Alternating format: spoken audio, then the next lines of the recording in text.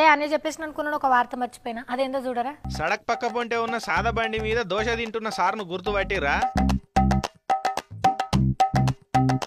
మీరు అనుకుంటున్న సారే, ఏ టీవీ ఛానల్ పెట్టినా ఏ పేపర్ చూసినా పైసలు ఎవ్వరికి ఉత్తగానే రావని చెప్తుంటాడు చూడురి. ఆ బంగారు దుకాణం సేటు కిరణ్ సారే బంగారం కొనేటప్పుడు 4 దుకాణాలు తిరిగి ధరలు అందాజు చూసుకొని దేంట్లో కమ్ముంటే దాంట్లోనే కొనుర్రి. కొసరు జోక్తామని కోషిష్ చేసేటోళ్ళను అసలే నమ్మకుర్రి. గిఫ్టులు ఇస్తామంటే బోర్ల పడకుర్రి అని బోలగా చెప్తుంటాడు సారు. ఏపీ తెలంగాణలో ఎవ్వరికి లేనని పెద్ద పెద్ద బంగారు దుకాణాలున్నాయి సార్కు. బంగారు బిస్కెట్ల మీద వండుకొని బంగారు డైనింగ్ టేబుల్ మీద బంగారు కంచంలో తినేంత తాకతున్నది. కానీ అట్లా కనిపిస్తున్నాడా మనిషి చూడురి?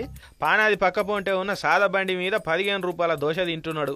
అయితే బంగారం కొనేటప్పుడు 4 దుకాణాలు తిరగాలని మనకు చెప్పినట్టే సార్ కూడా ఊర్లున్న 40 సెంటర్లు తిరిగినట్టున్నాడు. ఇక అన్ని హోటళ్లలో ధరలు కంపేర్ చేసుకొని ఈ బండి దగ్గరనే కమ్మి ఉన్నదని కమ్మగా తింటున్నట్టుండు.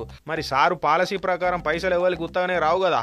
రూపాయి విలువ తెలిసినోడు కాబట్టి 5 సుక్కల హోటల్లో పోయి 10,000 చిక్కలు ఖర్చు పెట్టుకోలేదు. కానీ సార్ ఇట్లా సాదా మనిషి లెక్క రోడ్డు పక్క పొంటే టిఫిన్ తిన్న ఫోటో అయితే సోషల్ మీడియాలో మస్తు వైరల్ అవుతుంది.